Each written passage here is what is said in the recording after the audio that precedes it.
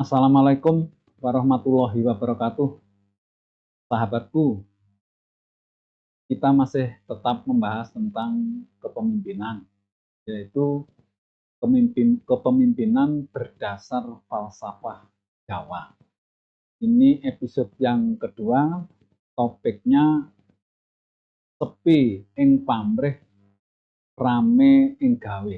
Nah, bagaimana seorang pemimpin itu memiliki falsafah sepi ing pamrih, rame ing gawe.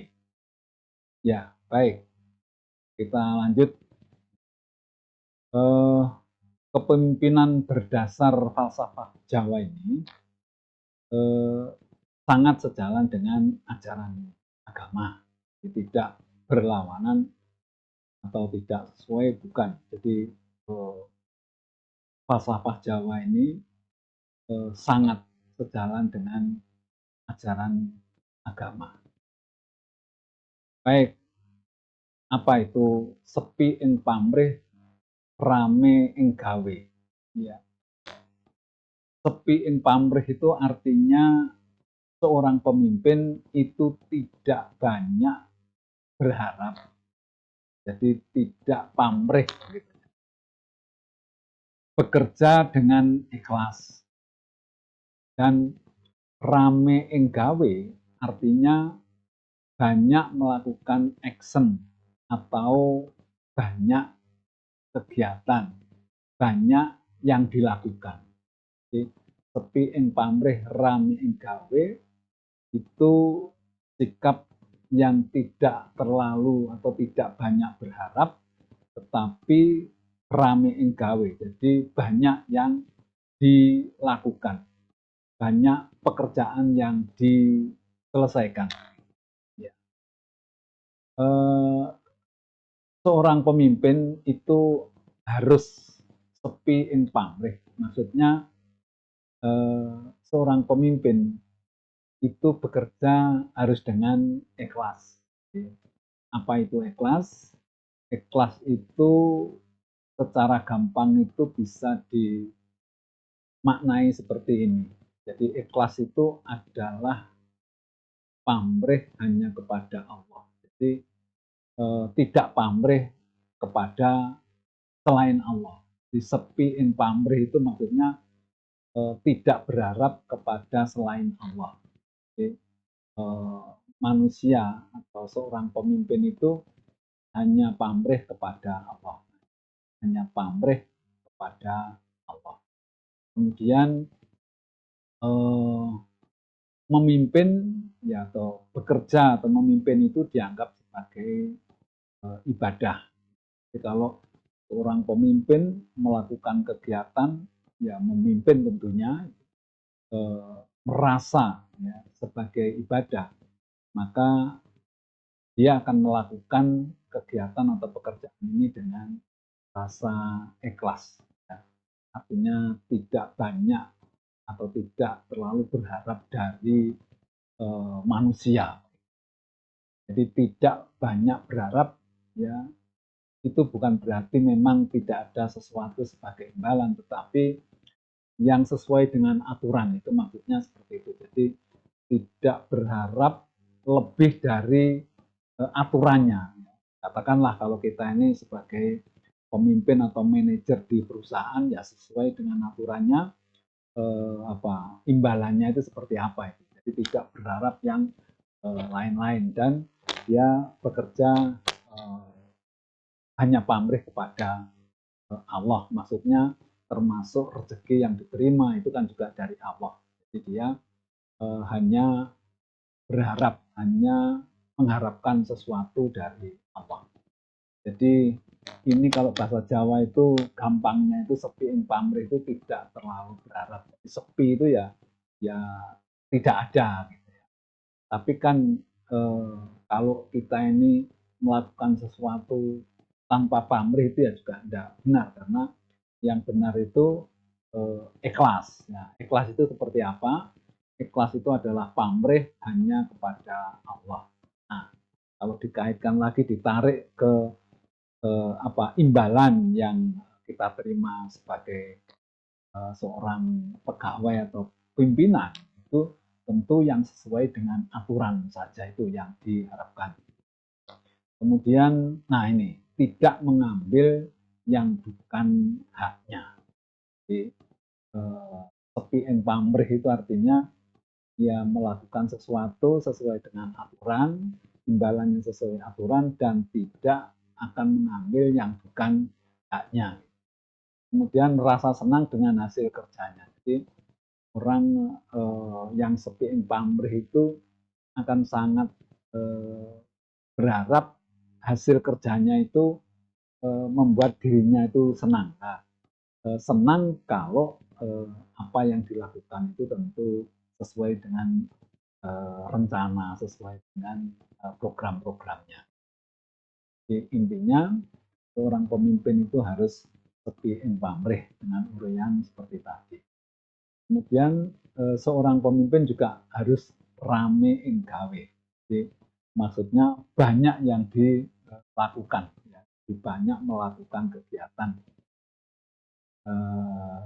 Mungkin memang ya tidak bisa dikatakan bahwa sedikit bicara banyak kerja, tetapi kalau seorang pemimpin itu ya banyak bicara juga banyak kerja, karena untuk memberikan satu pemahaman kepada anak buahnya, ya sosialisasi, ya, kemudian memberikan perintah, arahan, ya, kemudian nasihat itu kan dengan cara bicara.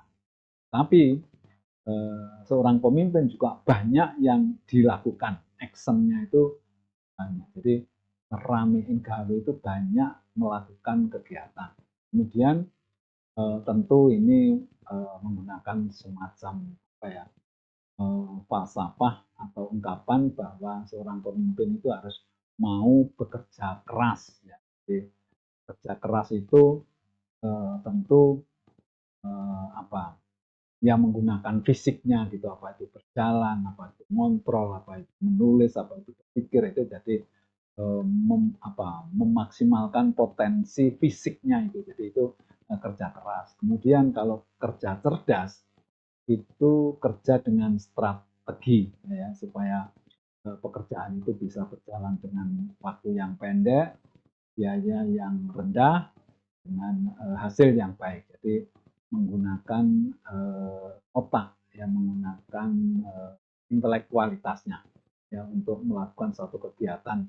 Jadi kalau kerja keras tadi banyak melibatkan fisik, kemudian kalau kerja cerdas itu banyak melibatkan akal pikiran ini, ya, supaya kerja ini bisa efektif dan efisien. Kemudian kalau ikhlas ini banyak kaitannya dengan hati tadi. Jadi ikhlas itu legowo, ikhlas itu ya rela gitu ya. Kemudian ikhlas itu hanya berharap kepada Allah. Dan tuntas, tuntas itu menyelesaikan pekerjaan itu diselesaikan sampai dengan selesai, tidak setengah-setengah gitu. Ya. Kemudian ramein gawe juga bisa dimaknai tidak mau berpangku tangan. Jadi selalu ada yang dikerjakan, ya, selalu bisa memanfaatkan waktu gitu ya. Jadi tidak mau dia menyia-nyiakan waktu berpangku tangan. Kemudian selalu menciptakan kreasi dan inovasi. Jadi ramein gawe itu juga bisa dimaknai bahwa seorang pemimpin itu harus memiliki kreativitas, inovasi, perubahan-perubahan untuk kemajuan organisasinya dan juga untuk mengantisipasi perubahan-perubahan yang akan terjadi di kemudian hari. Jadi selalu melihat ke depan, kemudian kita memprediksi, kemudian kita antisipasi, ya, dengan kreativitas dan inovasi. Ya, kemudian bekerja secara efektif dan efisien, artinya banyak pekerjaan yang dilakukan, tetapi bagaimana semua pekerjaan itu dikerjakan secara efektif dan efisien, artinya efektif itu tepat sasaran, kemudian waktunya pendek, hasilnya bagus dengan biaya yang relatif hemat begitu. Kemudian mampu membuat skala prioritas. Jadi karena banyak kegiatan yang dilakukan, tentu akan apa ya, memiliki apa, pekerjaan-pekerjaan yang banyak yang harus diatur mana dulu yang dikerjakan. Jadi harus ada skala prioritas. Supaya apa? Supaya efektif, hemat waktu, dan tepat sasaran. Jadi bagaimana kita mendahulukan yang penting dan mendesak gitu. Jadi akan memberikan satu apa, hasil yang maksimal kalau kita ini melakukan dari sekian banyak pekerjaan yang akan ditangani, kita buat skala prioritasnya. Ini mungkin yang bisa atau yang harus ya dilakukan oleh seorang pemimpin kaitannya dengan rame ing gawe.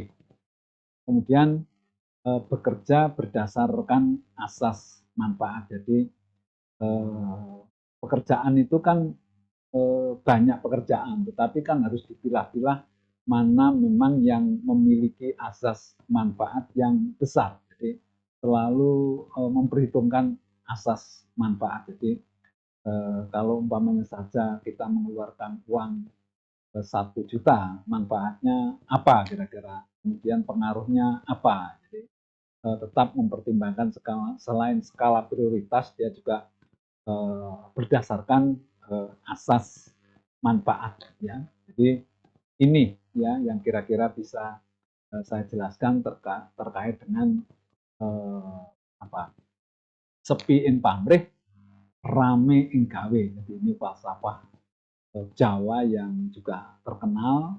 Jadi seorang pemimpin ini harus memiliki prinsip tadi itu, sepi ing pamrih, rame ing gawe.